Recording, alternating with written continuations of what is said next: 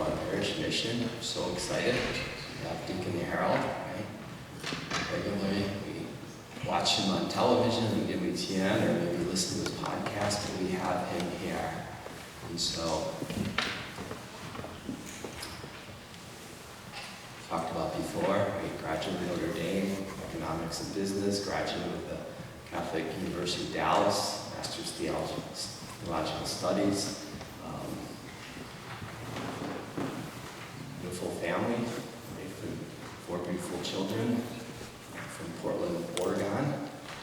Deacon Harold is the deacon at Immaculate Heart Catholic Church. After the talk today, I have an opportunity to free will offering to help continue the ministry of Deacon Harold and to support his family. And so I ask for your generosity with that. We're just so thrilled to have some real clarity given to us finally, right? The issue of racism. This is the Catholic clarity. So Deacon Harold's going to speak to us about building the civilization of love, Catholic response to racism. As you welcome Deacon Harold Burke-Sivers.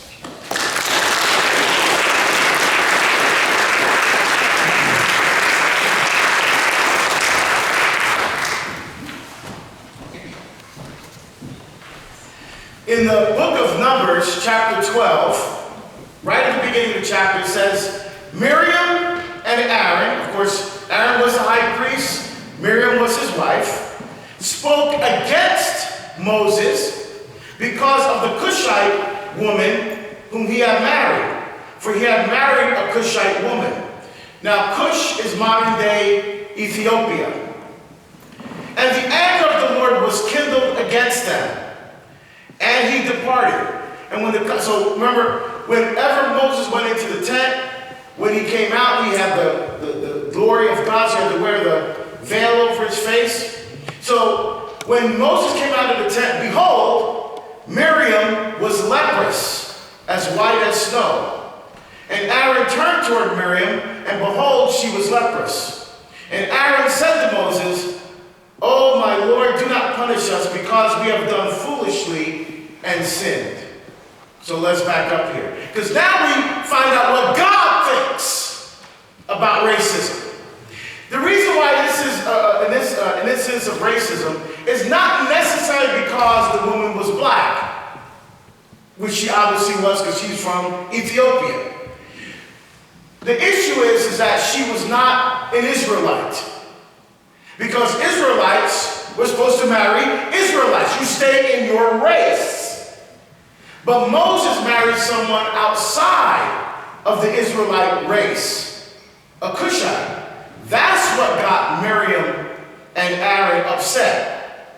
Because they said, how can we trust this guy to lead the Israelites when he's in relation with somebody that's outside of the Israelite race? So now we hear what God's response is this. He said, the anger of the Lord was kindled against them. And so when it comes out, they see that Miriam has a mild form of leprosy, almost like a kind of a severe eczema is what she had. And it's interesting. So not only was God responding to the fact that he didn't care whether she was Israelite or not, he also turned Miriam, her skin white, like ashy white. So there's a little bit about the color in there too. He goes, you want white? Here you go. Bam, leprosy. And so Aaron acknowledges that when he saw what happened to his wife, we messed up. So he goes, do not punish us because we have done foolishly and sinned. So clearly we see that racism is a sin against God. Martin Luther King once said, sooner or later, all the people of the world will have to discover a way to live together in peace, and thereby transform this pending cosmic elegy into a creative psalm of brotherhood. He said these words when he received the Nobel Peace Prize. He went on to say that if peace and racial equality is to be achieved, man must evolve for all human conflict A method, listen now, that rejects revenge, aggression, and retaliation. The foundation of such a method, Dr. King said, is love. Now, Dr. King is not speaking of a groovy type of love that Phil Collins sung about. He's not ain't talking about love that Van Halen sung about. He's talking about a love from 1 John 4:16. God is love. And he who lives in love lives in God. And God lives in him. He's talking about here a love that's rooted in covenant of relationship, where we make a complete and total gift of ourselves to someone, and that someone makes a complete and total gift of themselves back to us. That is a love, as I told the teenagers the other day, that's a love worth dying for. That exchange of love and life and intimacy and communion. That's why our Lord said, "This is the chalice of my blood, the blood of the new and eternal covenant." He chose his words very carefully. It is entering into that covenant bond of love that is going to end and destroy racism. That's why I call this talk Building a Civilization of Love, which is, if that sounds familiar, that's what St. John Paul II talked about, the exact same thing. Now, right from the start here, we have to define what racism is against prejudice. So prejudice is making a preconceived notion about someone that's not based on any factual or objective experience. Right, let me say it again. Prejudice is making a preconceived notion about someone without any subjective or factual or objective experience. Racism is prejudice with the added piece that the reason why I believe this, the reason why I'm saying this, is because I believe my race is superior to your race. So let me give you an example. At a parish mission not too long ago, there was a guy who found out I went to Notre Dame. So he came up to me and goes, he was like excited. "Oh, you went to Notre Dame. What position did you play?" Now, in today's culture, everybody would say that was a racist statement. It was not. Why? In order for that statement to be racist, he would have to have meant, when he said it, "I believe black people aren't smart enough to get into Notre Dame. And the only reason you could possibly get into a school like that is because of football." That's not what he meant. What he saw was, I could see the calculus going on in his mind. Big black guy plus Notre Dame equals football. So he didn't say it out of maliciousness, out of anger, he's a racist. No, he was ignorant. Was the statement stupid? Yes. Was it ignorant? Yes. But it wasn't racist. Why? Because when he found out that I actually never played football in my life, in fact, if you put pads on the floor right now, I literally have no idea what to do with them. That I got an academic scholarship to Notre Dame, and that I'm the first person in my family ever to go to college. Then he was embarrassed. See, so that wasn't racism. That wasn't racist. Right? So we have to, because what the culture wants to do is conflate everything. Everything's racist. No, we have to separate out racism from prejudice. Right? Got it? All right. That's very important right from the start here, that we understand what we mean. Now, the question he should have asked me was, "Oh, you went to Notre Dame? What did you study?" Because that's what he would have asked anybody else. Now, all of us to some extent have some kind of prejudice. Meaning, for example, when I first started traveling, I started going to the South. And I thought that everybody in the South ate shrimp and grits. Because that's all you see on TV, or, shrimp and grits. So I went down and I found out everybody don't like shrimp and grits. And the thing is, what some people in the culture are saying is that we are inherently racist. In other words, by nature, we are racist. That's garbage. Because when God created us, everything God created was good, but when he got to us, it was very good. What happened was what? The fall, original sin, which tainted our nature. That's the problem. When sin came into the world, that's when we started having problems. Think about it like this. You ever see little kids playing on the playground? Black, white, Hispanic, Asian, Mexican, Indian. They don't care. The kids just playing. They don't care what color. They're like, oh, I'm not playing with you because you're a black kid when they're 5 years old. They don't do that. Racism is learned. It is learned. How do we learn it? Well, we consume all kinds of things like sound bites from television and movies and social media, maybe jokes that you heard your parents saying or your father telling one of his friends. Like for example, I remember one guy, and he thought this was funny, right? And so he said, why were there so many black soldiers killed in Vietnam? Because when they yelled, get down, they started dancing. So I actually remember that. See? So when you start consuming, when you see on television, black people as slaves, Hispanics as gang members, Japanese folks are like crazy smart and they play instruments when they're in the womb and stuff like that. I mean, you start thinking, wow, maybe this is what it's really like.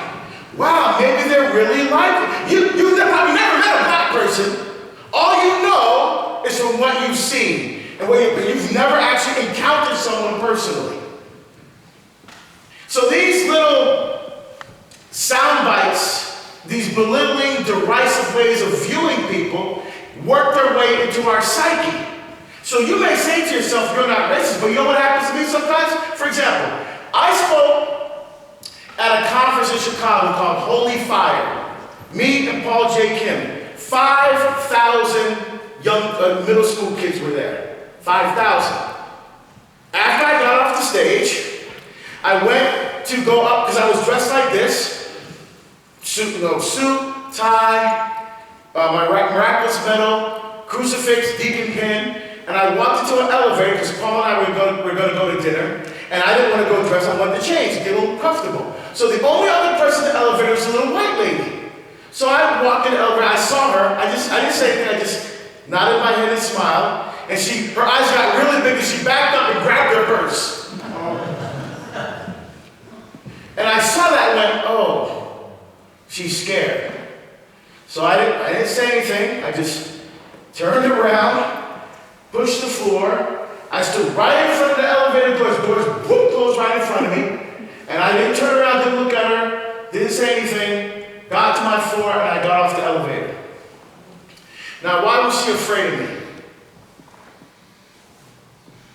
Now, I get it. I was a cop for 23 years. I've done a number of rape investigations. And I understand PTSD, that she may have been traumatized and she's still dealing with something that happened to her. I get it. But I didn't do it. What did I do to provoke her, that kind of response from her, besides walk into the elevator and smile? Nothing. And if that happens to you over and over again, it hurts when people don't see you. She didn't see first person in her family go to college. She didn't see best-selling author. She didn't see a deacon for Pope Francis who was invited to the Vatican twice to speak. She didn't see that. All she saw was big black guy. And it hurts when people don't see you. That's the problem. What about institutional racism? That's another one. we have to distinguish institutional racism from people in institutions who are racist. All right? Example, institutional racism. Clearly, slavery in this country was institutionalized racism. Taking a group of people from another country against their will and forcing them to work in horrific conditions. It was law of the country. In fact, the Supreme Court decision in 1857, Dred Scott versus John F. Sanford, said that black people were property and not human beings. In fact, the Chief Justice Blackmun said in his majority opinion that black people were considered so far below the scale of created beings that they were never thought of or spoken of except as property. That's a Supreme Court decision of the United States of America, which is still an official decision. What happened? Well, the Emancipation Proclamation, followed by the 13th Amendment to the Constitution, eliminated slavery, but the court never said, oops, we got it wrong, and went back and changed that decision. Still an official decision today. So it was institutional, and Jim Crow laws. In the postbellum era, the Jim Crow laws, again, institutional, because there were laws. White only water fountain, black only water fountain, institutionalized. Another example, and I'm actually putting this example in the book. There was a golf course in Dallas, Texas, and it was bought out by a Protestant megachurch. They bought the golf course, not because it was this one of these preachers who's like, health and wealth gospel, prosperity gospel. They bought it because they wanted to be able to control what was being built around them. So when they bought the golf course, the pastor learned a little bit of history about the golf course. This was a golf course that did not allow people of color. But when the laws changed, they said you can't do that anymore, or you can't be in business. So what did the board do on the golf course? They said, okay, here's what we're going to do instead. We're going to put a policy in place that says, if you want to be a member of this club, you have to be nominated by an existing board member, and the majority of the board has to approve the member. So one guy said, great, I have a friend who's a person of color at work who loves playing golf. Now the laws changed. So he nominated him, and he was rejected. In fact, every person of color that was nominated was rejected by the board. So even though the law changed, racism was still institutionalized. You see what I'm saying? So that's when we mean institutional racism, that's what we're talking about. Now, what is not institutional racism? Well, in fact, even the church herself, the Catholic Church, has some institutional. What do I mean? Immaculate Heart, my little parish in Portland, Oregon, half is Vietnamese, the other half are Africans and Filipino, very mixed group. Why? The history of the parish was German and Irish. In fact, to this very day, if you go in our church, there's a huge statue of Immaculate Heart of Mary, because that's the parish. And on either side of the Blessed Mother are statues of St. Boniface and St. Patrick, because it was a German and Irish parish. So back then, back during World War II, a number of people from the South, especially from Louisiana and Alabama, came up to work in the shipyards in Portland. In fact, before they built the extension onto Emmanuel Hospital, you could actually see the top of the shipyard from Immaculate Heart. And so the people that came up from the South were working in the shipyard, and Immaculate Heart was the closest Catholic church. They were Catholics, they wanted to worship. So when they came to Immaculate Heart, they had to sit in the back. Or they had to sit in the choir loft, away from all the white people. That's a problem. See, why? That was the law of the country at the time, but we follow his law. What does St. Paul say? There's no more Jews, Greeks, we're all one in Christ. So why did the church have to follow that unjust law? See, so that's the kind. And there were, like for the Vatican, for decades, even in fact, I'm looking now, centuries, have come out with statements condemning slavery outright. But some bishops and priests and religious orders in the United States said, well, the Vatican was talking about other countries, they weren't talking about us. Trying to justify the reason why they had slaves and sold slaves and so they justified that. Priests, and I'm going to have excerpts of this in my book, homilies from priests who were preaching racism, why it was good for the slaves. It was better for them to be enslaved rather than continue to live in Africa. I mean, it's crazy. So that's what we're talking about. Now, but the church herself is not racist. But there are individuals in the church who are racist. So the church, by nature, cannot be institutionally racist. Why? Who founded the Catholic Church? Jesus Christ! So it can't be a racist institution because it was founded by God. But there are people in the church who are racist. See what I'm saying? So the church is not institutional racist like the golf course, but there are people in it that are racist. Same thing to say about the government. Now, was the government institutional? Yes, they had all those laws. All those laws have now been abrogated. They've all been changed. But there still are people in the government who are racist. See, again, the culture tries to say everything is institutional racism, and it's not. We have to separate out institutional racism and people in institutions that are racist. That's very important. Because it's those kinds of, if we don't make those distinctions, they're going to use that as a hammer to keep everybody apart. Or say something is racist when it's not. Now, if we know the history of the church, we know that the church has always been slow to respond to things. It wasn't until 1958 that the church put out its first document dealing with the issue of race. And there have been subsequent documents in the 70s, and the brothers and sisters to us. There was one in the 80s that came out as well. There was one that just came out actually a couple of years ago, before COVID, called Open Wide Your Hearts. So the church has always been responding to this. I just want to read a couple things here from some of the ones that moved me.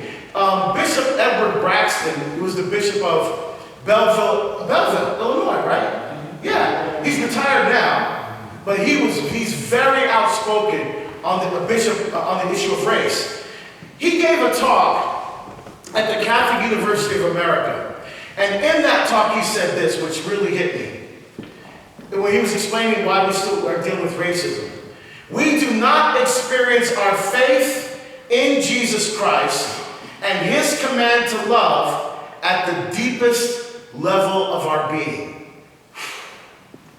The reason why we're still dealing with this, he says, we do not experience our faith in Jesus Christ at the deepest level of our being. I thought that was awesome. Brothers and sisters, the document put out by the U.S. bishops, it has this. Open wide your hearts, an enduring call to love.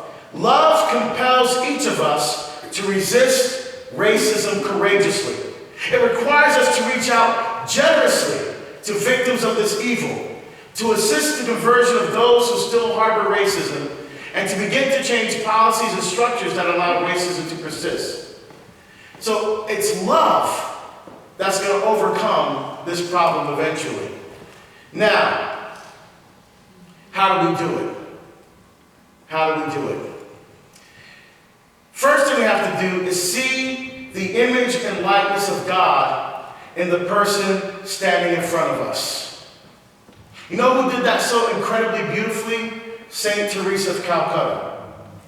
I remember when Mother Teresa was being canonized. I'm not a big TV watcher. I rarely watch television. Like, my big television watching is coming up because every year between Christmas and New Year's, I take what I call a mental dump. So I still do my prayers, my rosary every day. I don't stop that, but I stop reading like a lot of theology and stuff because I just need a break. I mean, 51 weeks of the year, I'm doing this. So I want to take a look. So I binge watch something on Netflix or whatever, or something like that. Maybe I'll watch the Jesus. What's that, the series about Jesus? The Chosen. I think I'm going to start watching The Chosen. That's what I hear. I hear a lot of things, but I've never seen it. So I'm going to start watching that during the break this year. So when I was watching when she's being counseled, I wonder what the secular media is saying about Mother Teresa. I was curious. So I was watching this show from the BBC, the British television, and it was back in the 90s. They had sent a reporter to Calcutta to kind of, let's follow Mother Teresa for a day. And I said, this ought to be interesting. So I was watching, and they got up and they went to adoration. Then they had mass. Then they had the very simple little breakfast. Then they went out to the streets, and you see hundreds of people up and down the streets of Calcutta. And then you see these people on the side of the road that literally were like garbage. No one looked at them. No one paid any attention to them. They're like they were invisible. These were people with leprosy, with pleurisy, with all AIDS, with all kinds of horrific diseases. And there's Mother Teresa and her nuns, touching these people and picking them up and taking them back to the hospital. Now, these people are going to die because Mother Teresa and her nuns weren't nurses. They weren't miracle workers. They're taken back to the hospice, and these people are going to die. But at least they don't have to die in their own urine. They're not going to die alone and scared on the street. They're going to die knowing that somebody loved them before they went to meet Jesus. That somebody cared for them, that their lives mattered, that their lives meant something. That's what I saw. The reporter, he's walking around, you can see, as the morning went on, he got more and more disgusted. All he was focused on the smell. And how do people look? Some fingers were falling off because of leprosy. And that's what he was focused on. And so it finally got to a point, he got so frustrated, he went to Mother Teresa and said, how could you stand to be around people that look like this? And little Mother Teresa looked up at him and said, is that what they look like? Because when she saw someone, she saw Jesus. So when we're made in the image and likeness of God in Scripture, that means we need to see God in the person standing in front of us. That is key. Because if racism is learned, guess what? We can unlearn it. Let me give you an example. My freshman year at Notre Dame, I lived in a triple with two other guys. I got to the room first. Now again, back then, as you know, I know some young kids here, there was no internet, there's no social media, so you got a letter saying, here's your dorm, and here are your roommates. And there's no way you can look them up, there's no way you can see them ahead of time, you don't know what color they were or anything. So I get to the room first, and I'm looking around, I don't want to start setting my things out because the other two guys ain't there. I said, let's wait, and we can figure out what we're going to do with the room. So I sat there, and I got bored. So I pulled out my guitar. And back then, my freshman year grade was 1984. Van Halen, 1984 just came out. So I had a cassette tape, and I was pushing, and I was learning Panama. Dun, dun, dun, dun, dun, dun, dun. I still know the chords, actually. So I was playing that. So now, one of the roommates named Ed came in. He came in, he saw me, he goes, which one are you? Because he didn't know which on the letter. said, I'm Harold. He goes, you're black. I'm like, oh, this isn't good right here. This is not good. Then he saw me play. He goes, what are you playing? I said, Van Halen. He said, black people like Van Halen? Oh! It's going to be a long year. Come to find out that Ed grew up in a very affluent suburb of New York City. He only had one black person in his high school. And he didn't really even know him that well. He'd never been around a black person before. Now he's got to be around somebody from the hood. So what happened that year? That could have been a very tense, difficult year. Instead, Ed began to get to know me, and I got to know him. And so we developed a friendship. And he began to learn that black people weren't the things that he noticed on television. He started to see, well, wait a minute. All these images, all these things I've learned, that's not real. I mean, he actually started undoing some of that. Here's what made the biggest difference. Now, back then, it was called the BCAC, the Black Cultural Arts Club. Now, I'm sure it has some kind of PC name today, but back then it was called the BCAC. So, what a lot of black students and other students of color would do, we would not go to the parties off campus and get drunk and throw up. That's not our idea of fun. So we would go to a space in campus and rent it out, have a DJ, and we would play music and just have like dance party. No alcohol, no drugs, just dancing and having fun. That was our idea of a good time. So I invited Ed to come with me one night. He said, come on, Ed, come with me. Oh, I don't know how to dance. I can't do that. I can't go. I'm like, come on, man. You have a great time. I trust you. Now, he didn't want to go, but what enticed him to go? There were going to be some football players there. He was a Notre Dame football fan. And some of the players, oh, yeah, I'll introduce you, man. Come on. Okay, so he went. So we get to the party, and the music, boom, boom. You know, it was New Jack Swing back there, like Teddy Riley and Guy and that kind of stuff. So the music is pumping, and Ed's looking around. He's like the only white dude in there. So he's a little uncomfortable, right? So I said, Ed, don't worry about it, man. Just around, just jump on the floor, you'll be fine. And so I went out there, so I know you got that on film, right? I'm in trouble. And so one of the girls grabs Ed and brings him onto the dance floor. And Ed is like, he's nervous, you know, he's doing that like white robot thing. and everybody's like, go Ed, go Ed, go Ed. I mean, he's like, and he's getting into it, you know, oh, it was hilarious. We had such a good time. We're walking back to the dorm, it was like 2:30 in the morning. We're walking back to the dorm, Ed was like, man, that was so much fun. That was awesome. I got met football, I got to see each other. I was dancing with it, and he talked about it for 2 days. So, I mean, he had so much fun. And he got to experience a little bit of black culture as well.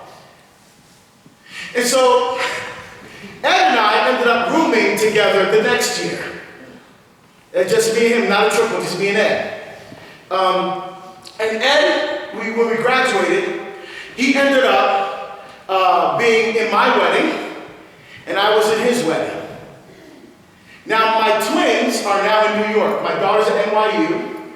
My son is at the Culinary Institute of America. And we graduated over 30 years from Notre Dame. When Ed found out my twins were going to New York, he said, don't worry, Harold. I got this. You're 3,000 miles away. If anything happens, I got him. Don't worry. Come on, what? That's awesome. See, this is how we begin to defeat racism. I'll tell you something right now. There is no doubt in my mind that the Catholic Church can take the lead on this thing. For once, let us not come from behind. Let us not just sit there while the culture runs roughshod over us, and then when something happens, we issue a statement. Let's not do that with this. Let's take the lead. And I'm going to equip you to show you how we can do that. We just have to want to do it. Think about it. Let's be real. How often do you guys think about race every day?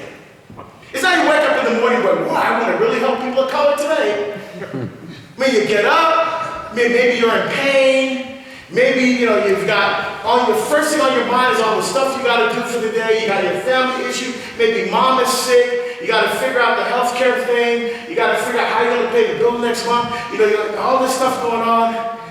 Let's be honest, you don't think about the whole race thing every day. It's not part of our normal, okay? So, what I'm saying is, once we start to really think about it and becomes conscious about it, then we can begin to really deal with it. The next thing, so seeing God, the image and likeness of God in the person standing in front of you.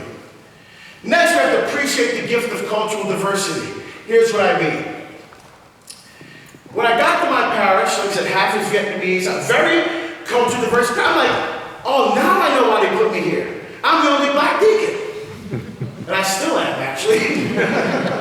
And, it's an inner city parish. I come from the hood. It's inner city, diversity. Okay, cool. But I noticed that we were in silos. The Vietnamese were doing their thing. The Africans were doing their thing. The Filipinos were doing their thing. And I'm like, I went to Father Nick, I said, I remember, I'm an outsider looking in. I'm like, Father, this is great, we got all the work, but how come we ain't doing nothing together? And I go, I guess, Father's like, yeah, I didn't really realize they meant to do something. So what do? We started having potlucks. You want to bring people together? Bring some food. Man, the Filipinos brought their food, the Africans brought their food, the Vietnamese brought their food, the Irish brought their food. Everybody was bringing, we had the table from one end of the parish hall to the other, lined up with all kinds of food. And people would go and try new things and experiment new things, and then we got the tables, and we made sure that there were no cliques, that people were mixing, not just sit with your group and your race, mixing. But what was awesome about that, we had some of the people get up and just share their story and their testimony. What is it like coming to this country and trying to live my Catholic faith in this culture and at Immaculate Heart? They're not scripted, they just got to spoke from their heart. And what people realized was like, wait a minute, they're struggling to keep their kids in the church too. They started realizing how much we have in common. And it was awesome. You started seeing eyes open, like almost like scales fall away from the eyes. You start looking at people differently, seeing people differently, because now you're empathizing, you're entering into their experience. And so we started having another potluck. And now, well, before COVID, we have potlucks for all kinds of reasons. Somebody graduated, potluck! Somebody get married, potluck! I mean, we find excuses to bring the community together. Another simple thing that we did. Remember I told you about the statues? The church don't look like that no more. So what did we do? It's very simple. We started putting icons and statues of the people that look like the community. For example, we have a beautiful statue of Our Lady of La Vam, which is a Mary appeared in Vietnam with, just like Our Lady of Guadalupe, with Mexican features, she was with Asian features. And so we have the statue is gorgeous. Mary with the blue and white, but with the Vietnamese style dress, with the hat, the button, and Holy Jesus, beautiful. We have now a statue of St. Martin de Porres. We have an icon screen with St. Kateri Tekakwitha, and now when you walk in, the church looks like you. So I tell some people, like one guy called me, no joke, he said, Deacon, I go to a country club white church. What can we do to bring more diversity into our parish? I said, okay. So when you walk into the parish, into the church, what do you see? I forget the name, I'll just make up one, like Elizabeth Ann Seton. That's the name of the parish, Elizabeth. All you see is pictures of Elizabeth Ann Seton. How about put some pictures of saints of color up there? It doesn't matter if it's Elizabeth Ann Seton, the name of the church. When you walk in and these young kids see an image of Josephine Makita. Mommy, who's that? That's Josephine Makita. She's a saint? Yeah. Wow. What happened? And now you hear the story, huh? What happens now? They start looking at black people differently. Instead of black people as thugs, black people as saints. You see? We start unlearning the messaging that we're being given by the culture. Just as simple as putting a picture up. How hard is that? Simple. Oh, here's something fun that we did. This was a little bit challenging. Father decided, well, since we're going this way, let's really, at Mass. So we had the Vietnamese choir sing at the African Mass. We had the African choir singing the Vietnamese. Then we had the Vietnamese singing the English Mass. Now, the Vietnamese singing, I don't understand a word they say. It is beautiful. I mean, I love when I walk in. Yes! The Vietnamese choir this week. I mean, they're singing. I feel like lifted. I literally feel like I could float off the chair. It is beautiful. I don't know what they're saying, but you know what? I know they're praising God. Awesome. Now, the ones that had the most trouble with that were the Vietnamese. Because the Africans were, the da-da, da-da-da, da-da-da. The Vietnamese are more like, da-da-da, and then the Africans always say, da-da-da. And the Vietnamese are like, what was that? We're under attack, So it's a little bit of culture shock. But it worked. We began to appreciate the gifts that we all bring to the church.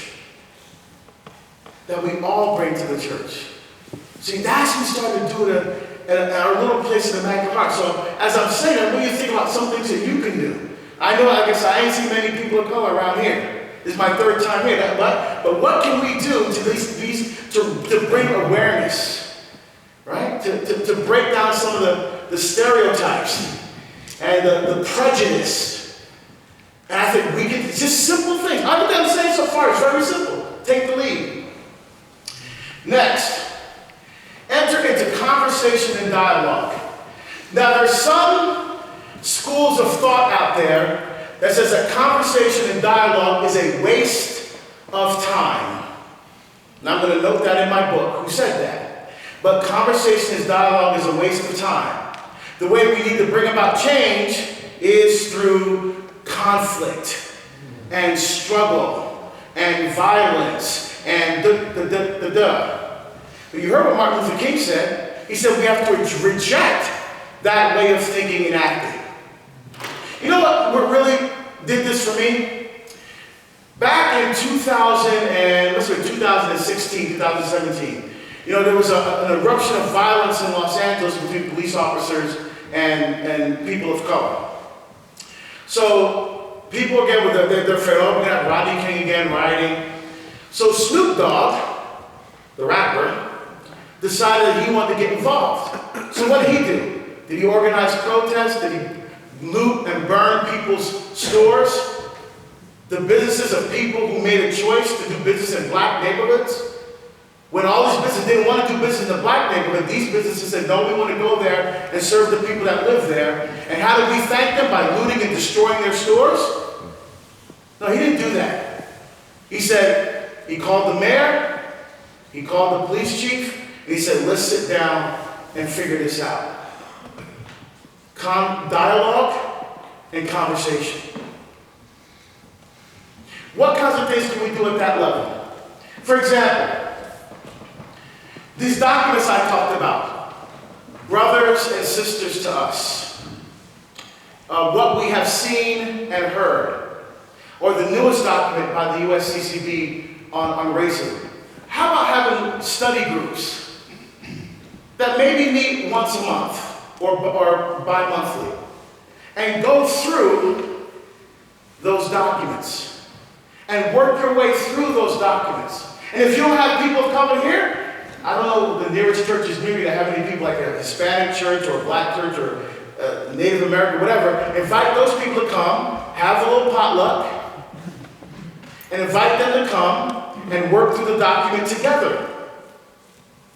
And maybe have them come up and share their story, their experience of what it's like being a person of color. Now, those of you use the term person of color, don't say minority. That's insulting. Think about this. In about 10 to 15 years, the majority of Catholics in America are going to be Hispanic. So y'all going to be the minority. Is that what you want to be called? Yeah, neither do we. Stop saying that. Say people of color, much better. Okay? So a simple thing like that, inviting people of color to come to your church, look at these documents on race at the church, and some of them are very well done, and they're beautiful. To sit down once a month and go through the documents with people of color, share some food, and get entered into the experience, and so you're both learning from each other. So it's not just a one-way street. They're also learning, because a lot of people of color don't trust white people.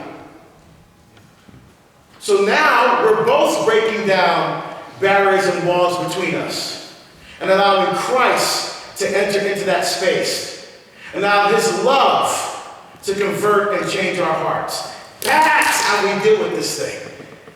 That's how we do it. So conversation and dialogue, very powerful. One of the things that we also have to do, by the way, this is the other thing. You know, last month was Black Catholic History Month. And I did some interviews. What do you think about Black Catholic History Month? Yeah, I totally understand, you know, we have to celebrate our sense of color, but I'm like Morgan Freeman. I don't want my history relegated to a month. Why don't we talk about saints of color all year round? I'll give you an example. When I was in seventh, I grew up in the Archdiocese of Newark, and back when I was a kid, confirmation was 7th grade. And when they were talking about, and this was a predominantly white parish, and we were in confirmation class, and they were talking about pick a name of a saint. And they had a list of saints.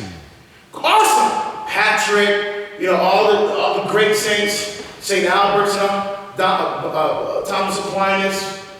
And I was looking at that list, I'm like, wow, I wonder if there's someone that looks like me.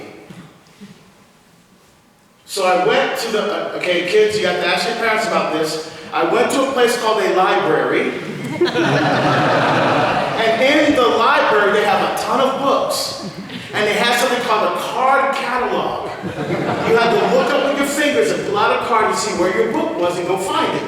So that's what I did. I was looking for a book with saints of color to get to pick a saint name for me. So I'm looking, I accidentally came across a book on Father Augustus Tolton, who's the first Black priest in the United States. I had no idea who he was. I'd never heard of him before. I couldn't use him because he's not a saint, so I couldn't use his name, but I said, what is this? So Sister Carolyn Hemmelstaff's book, I picked up and started looking through it. I'm like, wow, this guy's interesting, and put the book back, because I need to find a saint. And by the way, I ended up with St. Philip, the deacon. God has a sense of humor. So in schools, when we're teaching our young people about saints, are we just teaching about the European saints? Or can we teach them about all the saints? It is All Saints Day, isn't it? Not European Saint Day? So let's learn about let's just do it. Learn about all the saints. Like Father, I know, has a devotion to Josephine Makita. Amazing story of the power of forgiveness. I mean, she was brutalized. And she forgave the people that did that to her. What?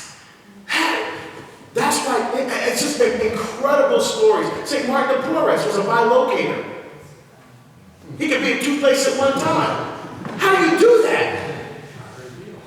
Padre Pio, he's Italian, but there were these other saints you go, I didn't know that about this saint. I mean, there's so much to the, and what I love about the church, people say, well, you know a lot, deacon. Well, let me tell you this. The more I learn, the more I realize how much I don't know.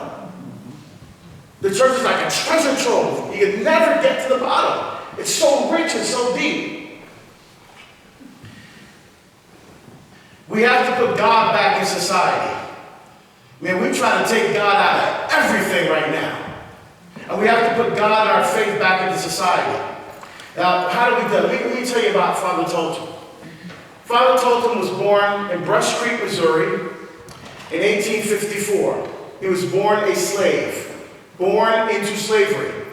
On his baptismal certificate, his Catholic baptismal certificate, it says, Augustus John Tolton, property of Stephen Elliott. Property of Stephen Elliott. So, Augustus' father, John, went off to fight the Civil War because he wanted to free his family. He was killed very early in the war. His mother didn't realize that. But when he didn't come back after a while, she decided she was going to escape to the Underground Railroad, which she did with Augustus and his brother and sister into Quincy, Illinois. And when they got to Quincy, they were Catholics. They wanted to go to church. So they started going to different churches. And the reception at these churches were the same. The priests and the nuns welcomed them with open arms. Who rejected them? The church. The parishioners. Father, we will pull our kids out of Catholic school if you let them continue to worship here. Father, we will stop giving to this parish if they continue to worship with us. Father, we will leave the Catholic faith if you let those niggas worship here. So, because a lot of these priests are weak and spineless, they gave in. Oh, sorry, you have to go to another church. So they went church hopping till they got to the Irish parish. And Father Peter McGurr, I don't care what these people say, you're staying. And when the people threatened Father, we're going to do this, he goes, go do what you got to do. They're staying. He noticed. Now, Augustus couldn't go to school like the regular kids because he had to work in a tobacco factory with his sister, because his brother had died and got ill and died. So his sister and his mother worked in a tobacco factory, so he had to work there, so he couldn't go to school full time. So when he finally got his first communion, he was a teenager. And Father McGurr saw his love for the Eucharist. How reverently he received, how he spent in adoration. So Father McGurr went to the young Augustus Tolton and said, you ever think about becoming a priest? I could become a priest. And Father McGurr said, I don't see why not. The Irish optimism, huh? And so Father McGurr helped prepare Augustus for seminary. And then he helped him apply to every seminary in the United States at that time. And every single one rejected him because he was black. Every single one. But you heard me call him Father Tolton. What happened? Well, they decided to go and see if they could get him in the seminary in the Vatican. Now, the seminary in the Vatican was called the Propaganda Fidei, the propagation of the faith. It was a seminary that was designed for young men from countries that did not have seminaries. So, for example, at that time, there were a number of countries on the continent of Africa that did not have seminaries. So when the bishop identified a young man who had the potential to be a priest, they sent them to the Vatican seminary, trained them to be a priest, and then sent them back to their country to be priests and pastors. So they said, well, let's get him in there. So, okay. So the bishop didn't want to, he didn't want to upset because the Franciscans were really trying to help Tolton. Although the Franciscans wouldn't let him in either. But again, the Franciscan order wouldn't let him, but the Franciscans helped him.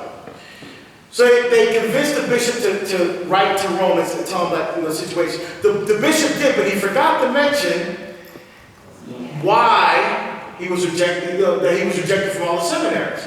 So the Vatican wrote back and said, okay, well, You got seminaries, send them one to them. So the bishop said, see, the Vatican said, send them to one of the seminaries here. He didn't have to wait until the Josephites, because there was an order, a religious order, that specifically was their apostle was working with black people of color that were coming out of slavery.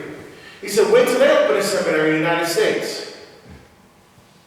So Augustus got really drunk. So what the Franciscans did, they wrote to their superior general in Rome, and they explained the whole thing, including all the rejections. He went to the cardinal, who was in charge of the propagation of the faith. The cardinal looked at everything and said, oh yeah, we'll take him. So he went to Rome. He said it was the first time he actually felt like a human being, where people looked at him and didn't judge him, didn't mock him. He was treated just like everybody else. He loved his experience at the Vatican and in Rome. He was ordained a priest, and he thought, oh, they're going to send me to a mission country like Borneo, or maybe Nigeria, or something like that. Well, they sent him to a missionary country, back to the United States, back to Quincy, Illinois. So now he's a priest. And you would think that, okay, he's not going to have any Christians. Oh, just the opposite happened. His church was packed every Sunday. Now, at first, it was like, he's like a black priest. This is curious, But why did people stay? Because of his preaching. Because of how reverently he said Mass. And his church was packed every Sunday.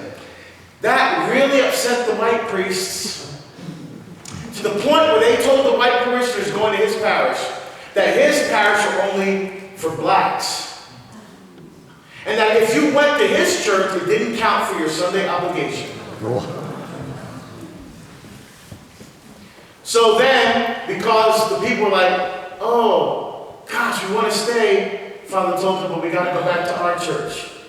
And without their financial support, the church closed. And so all the white priests said, see, this is why black people shouldn't be priests, because he failed. So Archbishop Fian from Chicago said, they don't want you down there, come up here, but we can use you.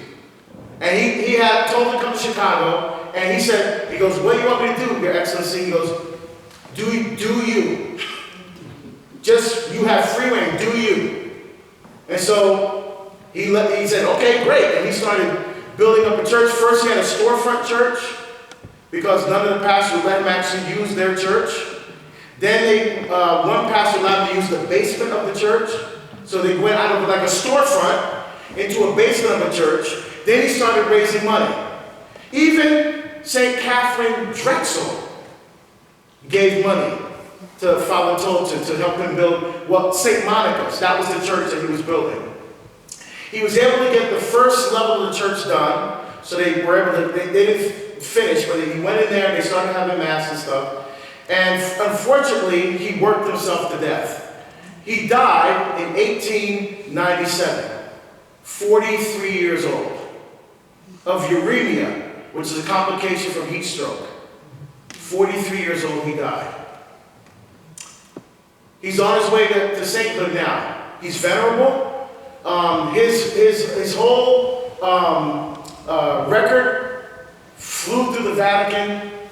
Unanimously decided, yes, everything's good here. Because remember, all his records were in Rome already.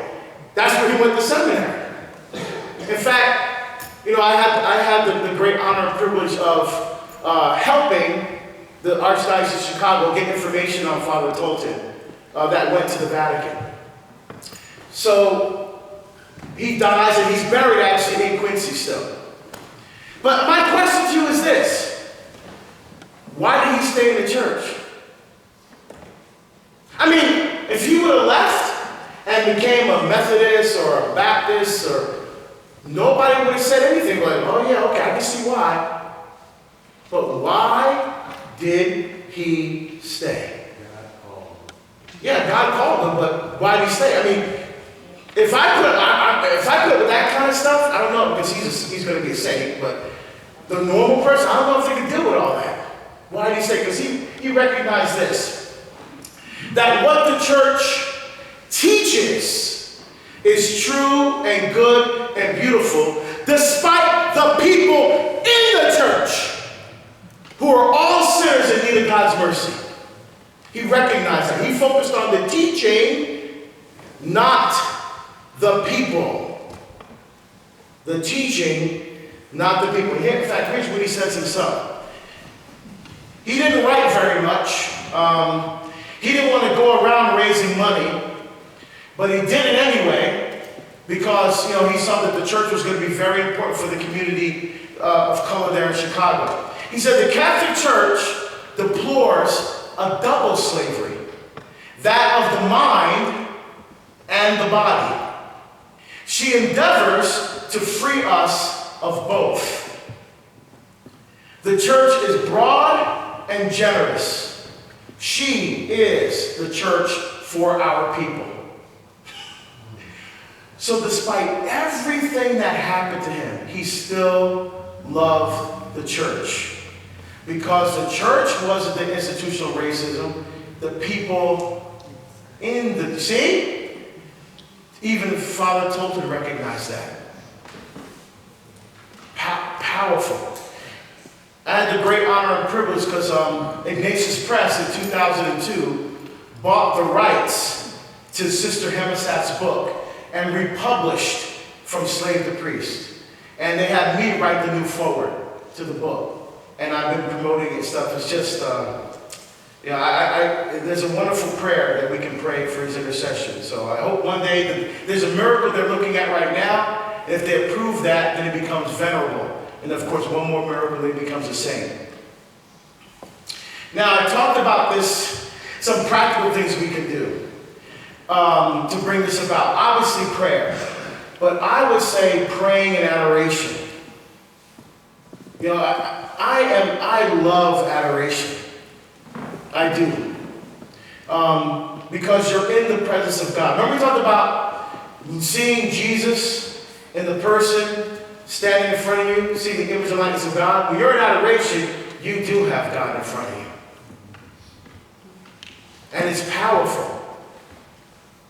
Right? And some people say, I think I might have mentioned this already, well, you can pray anywhere. Why is adoration so powerful? I mean, you can pray in your car. You can pray at home. Why adoration? Think about it like this. I love my wife. And when I don't see her when I'm on the road like I am now, when I call her, I like to sometimes FaceTime or Skype or Zoom or something so I can see her when I'm talking to her. But I'd rather be with her. Because isn't it always better to be in the presence of the person that you love when you're talking to them? Yeah, that's what adoration is.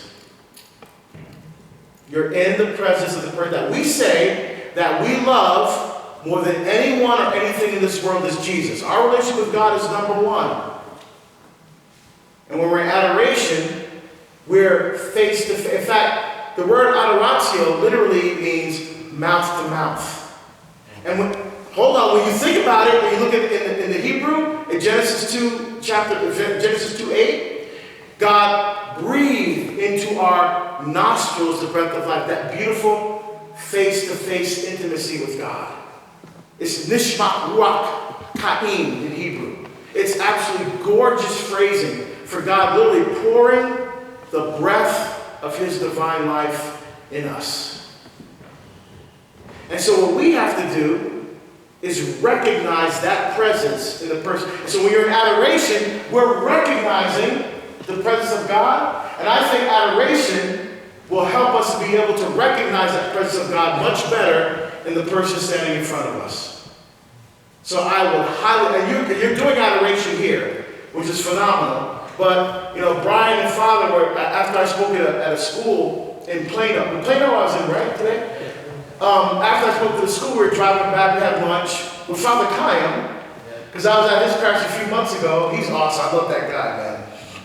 I love you too, you know that. Because I'm back here. You know that already. I've been to his place once. This is my third time here. But it's very interesting. And Brian, you know that. I talk to the kids. Now, how many times they have a black Catholic come talk to them at their school? And those kids were laser focused. And not only that, they were answering some deep questions, right? I was like, I was impressed. You know, it's because sometimes I was in Florida. Now, this parish is about 2 hours away from the airport. So instead of having somebody drive 2 hours and drive 2 hours back, I said, Deacon, if you don't mind, rent a car and we'll reimburse you. No problem. So I got the rental car, I drove, but they gave me directions to the parish. But the rectory was actually, it's one of those that's like in a neighborhood. It's not actually attached to the church. So I got to the church, I couldn't find the rectory. So I said, let me ask somebody where the rectory is. So I noticed somebody coming out the front door of the church. I jumped out of the car and I went to talk to the person. And before I could say anything, they said, the St. Vincent de Paul is closed today. And I said, that's really good information. But you see that poster on the door? That's me. I'm here for the mission. I was just going to ask you where the rectory is so I can actually meet Father in person before I have to preach tonight at the Vigil Mass. Oh, Deacon, see? Even better.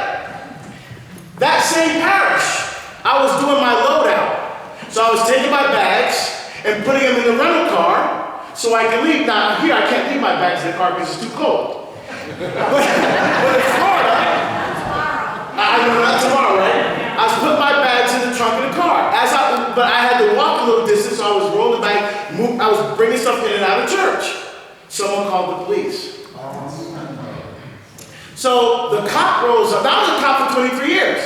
The cop rolls up. What? They didn't bother me. Because we used to go in the parking lot sometimes and do reports or take a break or something like that. We go to a church parking lot or something just to have a visible presence. So I didn't think anything of it. Officer gets out, hey, good evening. Hey, how you doing?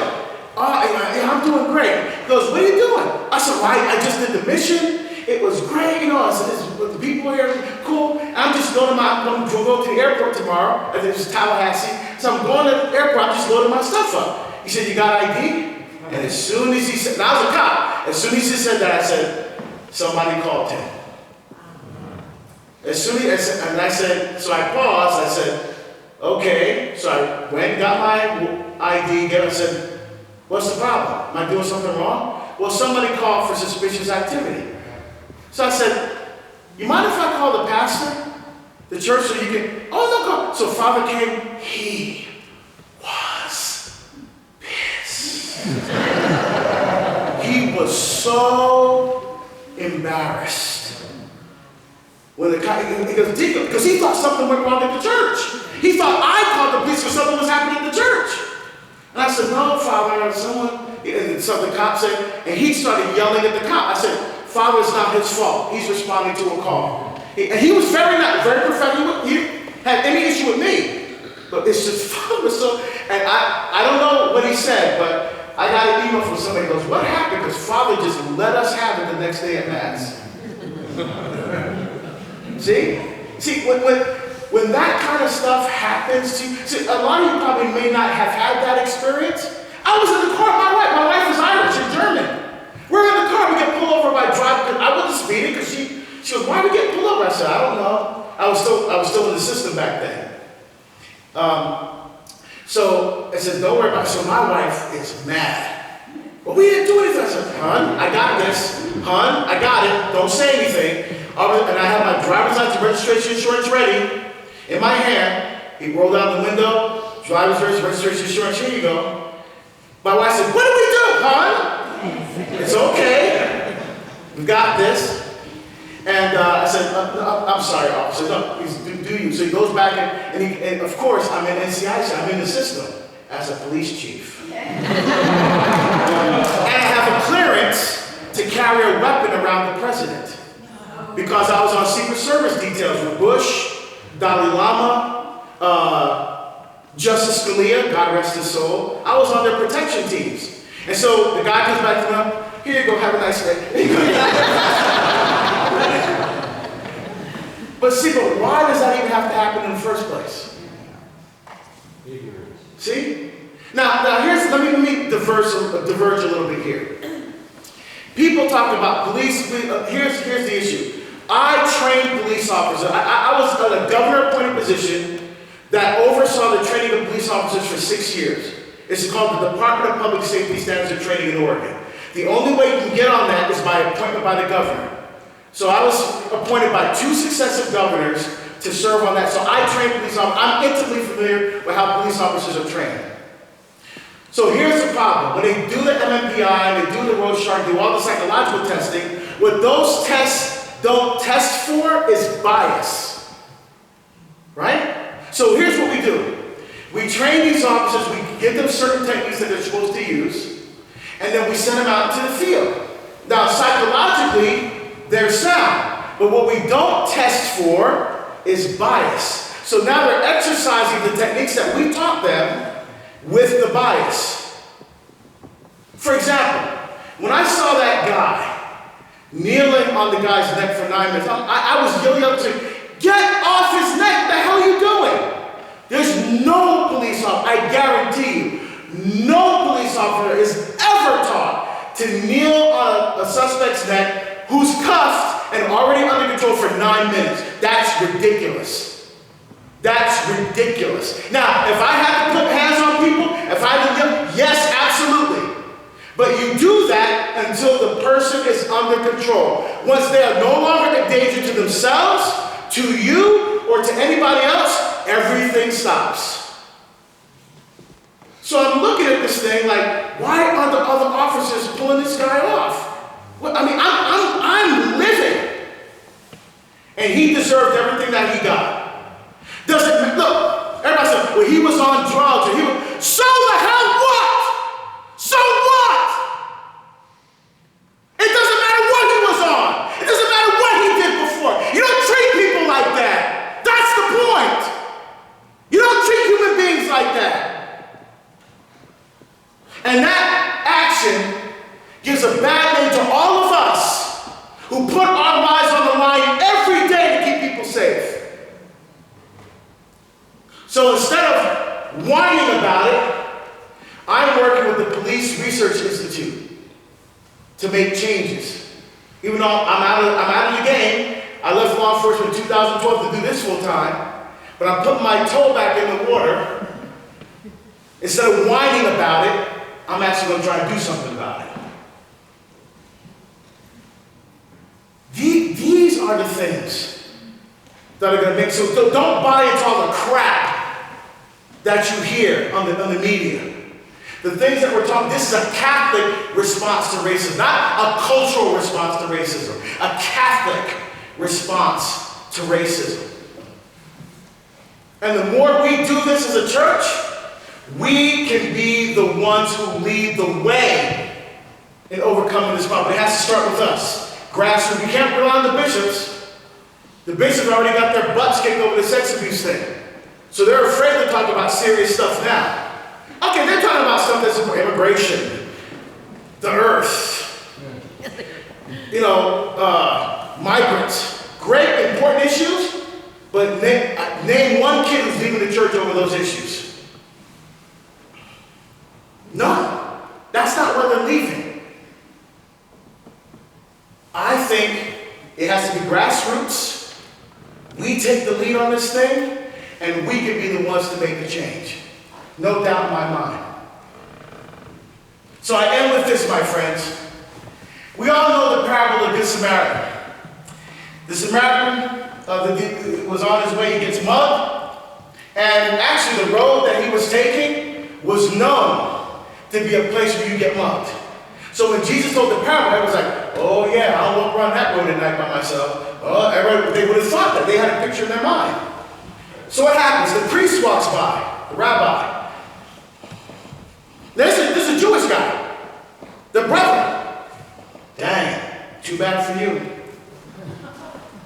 Then the Levite, who's the deacon, darn, walk by.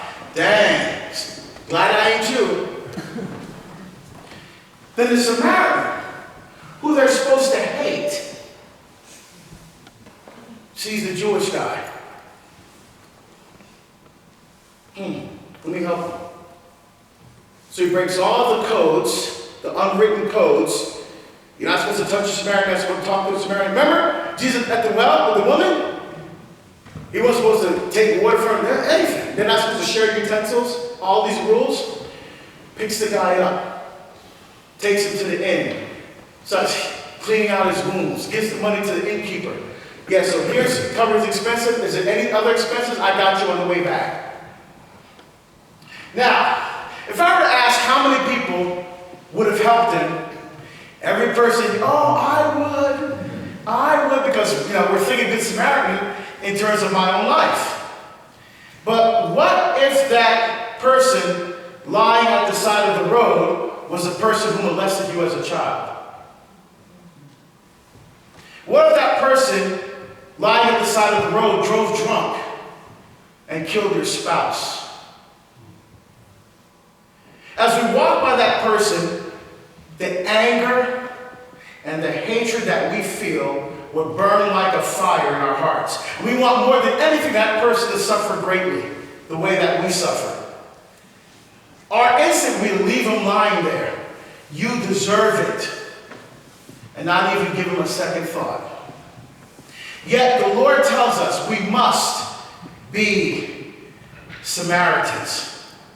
Why? The Samaritan exemplified a new level of holiness, where God no longer requires people to be separated from each other, but calls us to extend mercy to each other and to everyone else in need, and not to exclude anyone because of prejudice. Our Lord gives no other options and makes no exceptions.